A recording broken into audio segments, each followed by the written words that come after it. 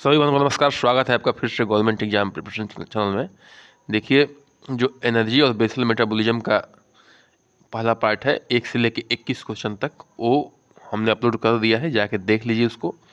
और जो next part लेके आए हैं आज, जो है दूसरा पार्ट है और लास्ट पार्ट है। उसके बाद जो है हम अगले चैप्टर पे पहुंच जाएंगे। ठीक है, तो शुरू करते हैं अपना क्वेश्चन का अगला सेशन। चलिए पहला क्वेश्चन है, हृदय गति, श्वसन, गुर्दे के कार्यों आदि को बनाए रखने के लिए आवश्यक न्यूनतम ऊर्जा क्या कहलाती है। कई बार बता चुका हूँ कि संचित ऊर्जा कहलाती है, कि आधारित चयापचय कहलाता है, कि एटीपी कहलाता है, कि एडीपी कहलाता है। तो क्या कहलाता है ये? बी, मतलब कि आधारीय चयापचय दर कहलाता है। हृदय गति, श्वसन, गुर्दे के कार्यों एवं अन्य अनैच्छिक कार्यों हेतु आवश्यक न्यूनतम ऊर्जा आधारीय चयापचय दर बेसल चयापचय कहलाती है। ठीक है, इन सब कार्यों के लिए जो प्रयोग होता है ऊर्जा, उसको क्या कहते हैं? आधारीय चयापचय दर कहलाता है। ठीक है, आगे बढ़ते हैं, नेक्स्ट क्वेश्चन पे आते हैं। क्वेश्चन नंबर 23 पे आते हैं। एक औसत भारतीय व्यक्ति को बेसल उपापचय दर कितनी होती है? ठीक है, ये सब जो है रटा रटा क्वेश्चन है, आपको आना चाहिए कि एक औसत भारतीय व्यक्ति को बेसल उपापचय दर कितनी होती है। तो कितनी होती है? ऑप्शन दिया हुआ है 1500 से 1600 किलो कैलोरी, 1700 से 2000 किलो कैलोरी, 1750 से 1900 किलो कैलोरी, 1800 से 2100 किलो कैलोरी। तो इसमें आपका उत्तर हो जाएगा 1750 से 1900 किलो कैलोरी। एक औसत भारतीय व्यक्ति की आधारीय चयापचय दर बेसल उपापचय 1750 से 1900 किलो कैलोरी प्रतिदिन होती है। ठीक है, ये प्रतिदिन की बात हो रही है, ध्यान रखिएगा। क्वेश्चन नंबर 24 पे आते हैं। ठीक है, क्वेश्चन नंबर 24 बातें, ऑक्सीजन की खपत के संदर्भ में आधारीय चयापचय दर कितनी होती है? ऑक्सीजन के खपत के संदर्भ में आधारीय चयापचय दर कितनी होती है? ठीक है, ध्यान रखिएगा, ऑक्सीजन की खपत के संदर्भ में बात हो रही है। ठीक है, तो कितनी होती है? 15 लीटर प्रति घंटा, 17 लीटर प्रति घंटा, 18 लीटर प्रति घंटा, कि 20 लीटर प्रति घंटा। ठीक है, तो इसका उत्तर हो जाएगा ए, 15 लीटर प्रति घंटा। ऑक्सीजन के खपत के संदर्भ में बेसल उपापचय की दर 15 लीटर प्रति घंटा है। ठीक है, चलिए क्वेश्चन नंबर आते हैं आपके 25 पे। ठीक, निम्नलिखित कथनों पर विचार कीजिए और सही विकल्प चुनना है। इसमें क्या चुनना है? सही विकल्प चुनना है। ठीक है, भारी शरीर वाले व्यक्तियों की आधारीय चयापचय दर हल्के शरीर की तुलना में अधिक होता है। ठीक है, हल्के शरीर वाले व्यक्तियों की प्रति इकाई शरीर भार आधारीय चयापचय दर अधिक होती है। ठीक है, तो इसमें कौन सा अंतर सही है? देखिए, ध्यान से पढ़ लीजिएगा, इसको हम फार्मूले से समझा दिए थे। ठीक है, एक बार नहीं समझ में आया हो तो पिछला वीडियो जाकर फिर से देख लीजिएगा, पूरा इसको एकदम डिटेल में समझा दिए थे कि कैसे उम्र का और वजन बराबर होगा तो कैसे जो है क्या क्या फैक्टर जो है इफेक्ट करेंगे। ठीक है, तो इस चीज़ को ध्यान रखिएगा, आप लोग एक बार जाकर देख लीजिएगा, तो उसका उत्तर जाएगा सी, दोनों है इसमें। ठीक है, इसको पढ़ लेते हैं, इसका एक्सप्लेनेशन। भारी शरीर वाले व्यक्तियों को आधारीय चयापचय दर छोटे शरीर वालों की अपेक्षा अधिक होती है, लेकिन छोटे शरीर वाले व्यक्तियों के प्रति इकाई शरीर भार आधारीय चयापचय दर अधिक होता है। ठीक है, आगे बढ़ते हैं, क्वेश्चन नंबर आते हैं 26 पे। पोषक तत्वों से विमुक्त ऊर्जा का प्रयोग शरीर निम्नलिखित में से किन क्रियाओं के लिए करता है? पोषक तत्वों से जो ऊर्जा निकलती है, शरीर जो है इसे किन क्रियाओं के लिए करता है?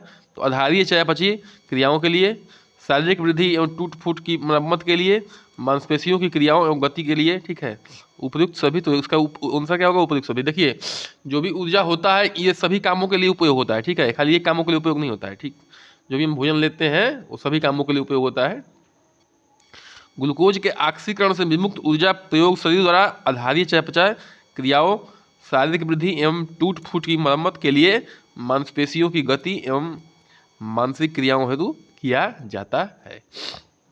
मतलब कहने का है कि जो भी ऊर्जा निकलती है हमारे भोजन पदार्थों से वो ऑक्सीकरण के बाद ही निकलती है, बिना उसके तो निकलेगा नहीं। माइटोकॉन्ड्रिया वाली बात याद करिए, उसके बाद ये इन सब कामों में क्या होता है? प्रयोग होता है। ठीक है, आगे बढ़ते हैं, क्वेश्चन में आते हैं 27 पे। किस पे? 27 पे।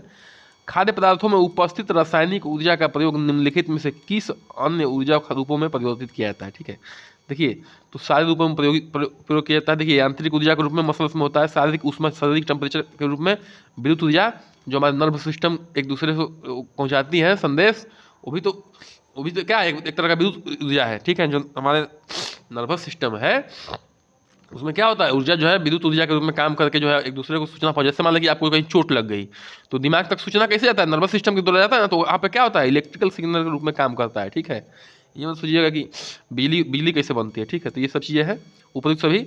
तो खाद्य पदार्थों में उपस्थित रासायनिक ऊर्जा को यांत्रिक ऊर्जा में, मसल्स में यांत्रिक ऊर्जा होता है, विद्युत ऊर्जा में बता दिया नर्वस सिस्टम, और उसमें जो है शरीर का टेम्परेचर मेंटेन करती है। ठीक है, किया जाता है जिससे कि शरीर का क्रियाएं संचालित हो सके। ठीक है, आगे बढ़ते हैं।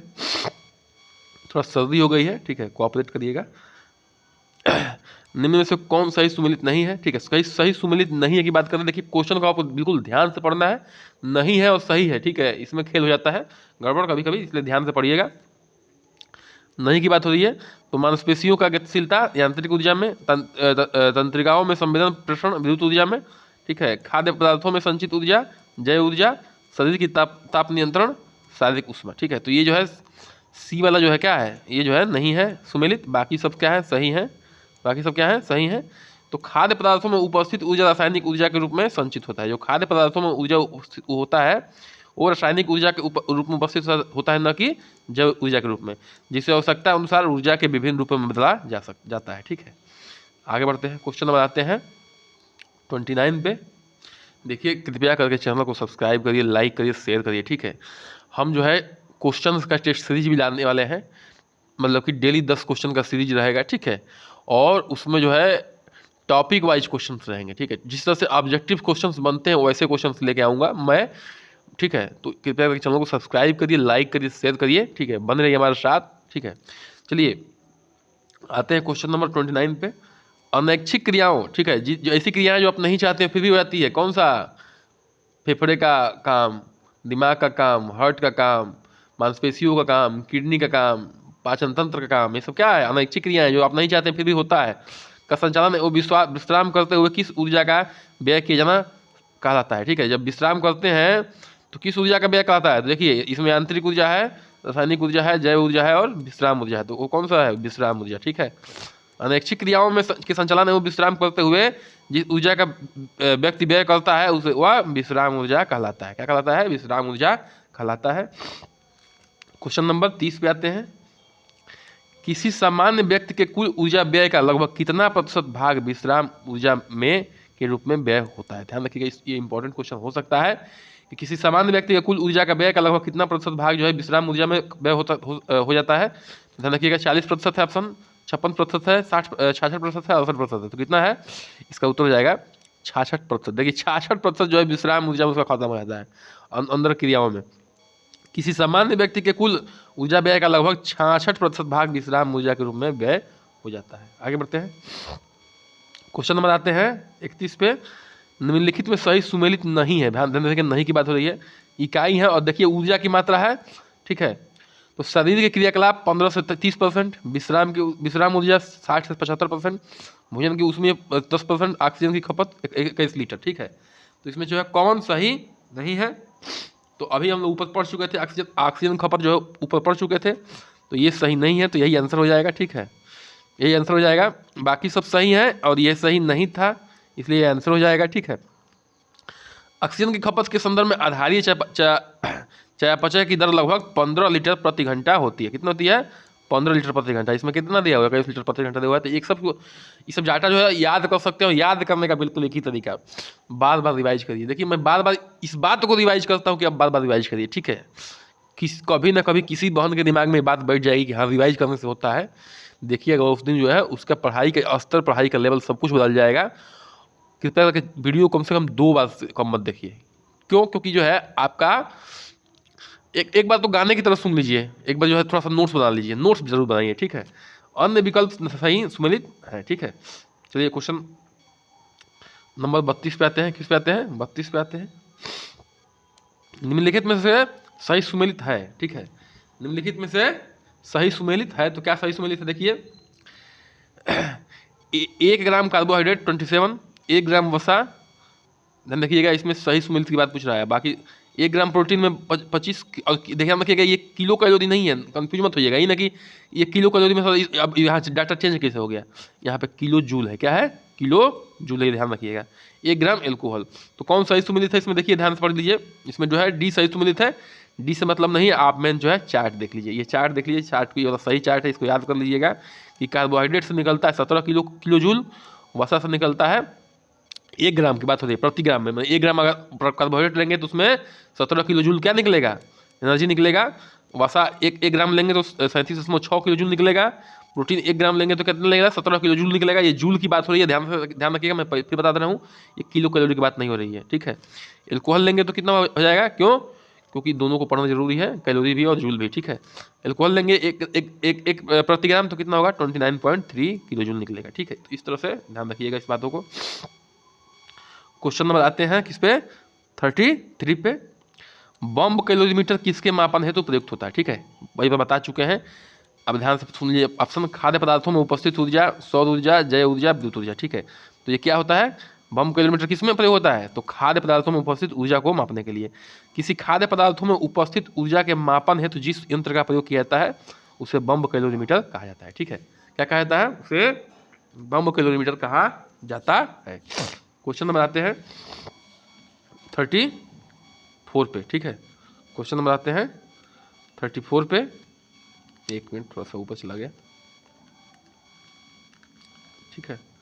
चलिए, बम कैलोरीमीटर में कार्बोहाइड्रेट, वसा एवं प्रोटीन पोषक तत्वों के ऊर्जा मान इस प्रकार है, ठीक है।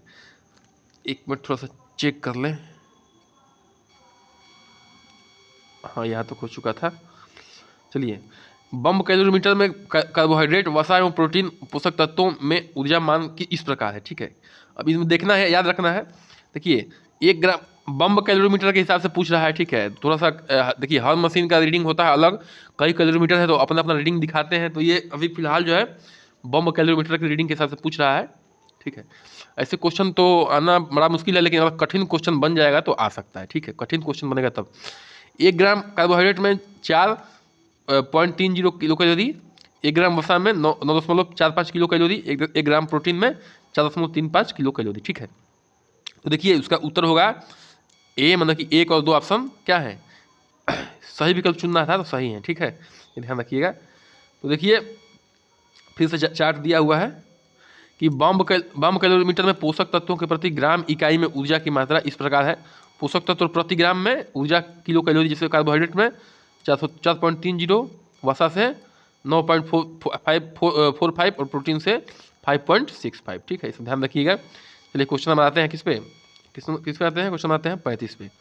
निम्नलिखित तथ्यों पर विचार कीजिए, किस पे विचार कीजिए।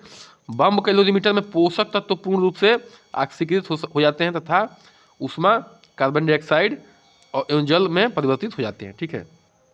क्या है कि बम कैलोरीमीटर में पोषक तत्व पूर्ण रूप से ऑक्सीकृत हो जाते हैं तथा ऊष्मा और कार्बन डाइऑक्साइड ऑक्साइड एवं जल में परिवर्तित हो जाते हैं, ठीक। आगे बढ़ते हैं।